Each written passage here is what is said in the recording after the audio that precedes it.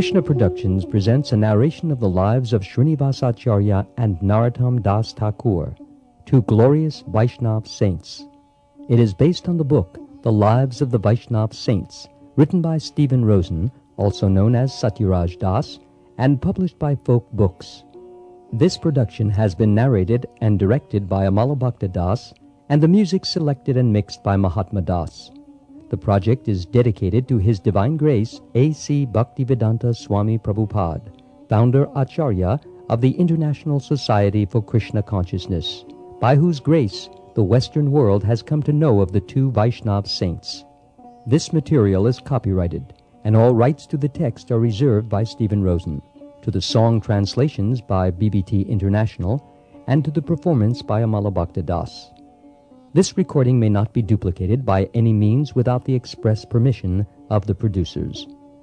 Praying for the mercy of all the Vaishnavas, and especially Srila Prabhupada, Lord Chaitanya Mahaprabhu, Lord Nityananda Prabhu, their associates, Srimati Radharani, and Lord Sri Krishna, we now begin with the preface written by His Holiness Bhakti Charu Swami.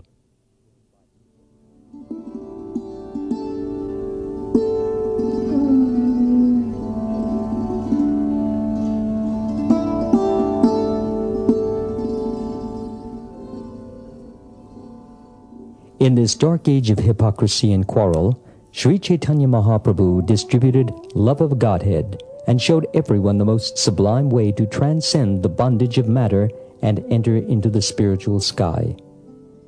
Even if one does not recognize Sri Chaitanya to be the Supreme Personality of Godhead, one who has knowledge of his life and teachings can never fail to appreciate him as the greatest personality the world has ever seen. His Divine Grace A.C. Bhaktivedanta Swami Prabhupada not only introduced Sri Chaitanya Mahaprabhu and his teachings to the world outside of India, but convinced thousands of sincere souls to become Sri Chaitanya's dedicated followers. Srila Prabhupada himself spread the glories of the Lord through his writings. No one has ever written so many profound literatures in such a short span of time, about 80 volumes in 10 years. He knew that in this age, the written word would be the best means of propagating the spiritual message of Sri Chaitanya. Therefore, he instructed his followers to distribute his books and to write as well.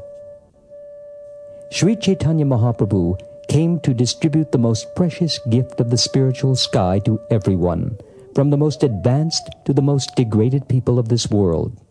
Although he established the most profound spiritual philosophy, he himself did not write anything except 8 Sanskrit verses, the Shikshastakam, which delineate the essence of his teachings.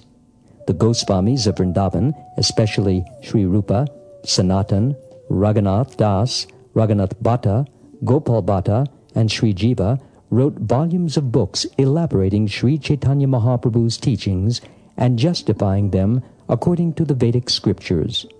Had it not been for the Goswamis, the teachings of Sri Chaitanya Mahaprabhu would have passed into oblivion.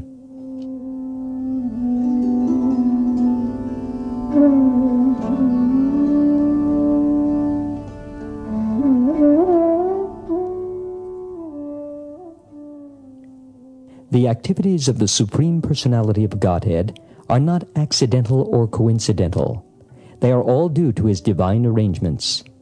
The appearance of the Goswamis to assist in his pastimes was a part of his divine plan.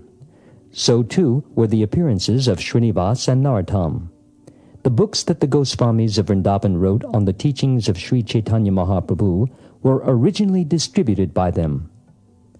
On the spiritual path, one gets to know the predecessor through the successor. The Supreme Personality of Godhead, Sri Krishna, appeared as a devotee in the form of Sri Chaitanya Mahaprabhu, and in this way revealed his own identity. It is by the mercy of the 6 Goswamis of Vrindavan that one gets to know Sri Chaitanya Mahaprabhu and his teachings, and by the mercy of Srinivas and Narottam, one gets to know the Goswamis. However, the work is not without potentially controversial segments. For example, the author has indicated how Srinivas and Narottam were following the path of Ragatmika Bhakti, and their spiritual identities as manjaris were revealed to them by their spiritual masters. This may appear to contradict the teachings of Srila Bhaktisiddhanta Saraswati Thakur and His Divine Grace A.C. Bhaktivedanta Swami Prabhupada, but actually there is no contradiction. It is certainly true that the Rupanuga Gaudiya Vaishnava Sampradaya follows the path of Ragatmika Bhakti, but Srila Bhaktisiddhanta Saraswati and Srila Prabhupada maintained that the spiritual master must be situated on the pure spiritual platform to reveal the spiritual identity of his disciples, and the disciples also should be advanced enough to maintain his spiritual identity. One's own spiritual identity and his spiritual master's identity in Vrindavan are revealed automatically in the heart due to his spiritual progress, just as the son of a millionaire who is a natural heir to his father's fortune spontaneously inherits it when he grows up. When a disciple once asked Srila Prabhupada about his Siddha Swarup, or spiritual identity, Srila Prabhupada replied, "Don't worry about your Swarup.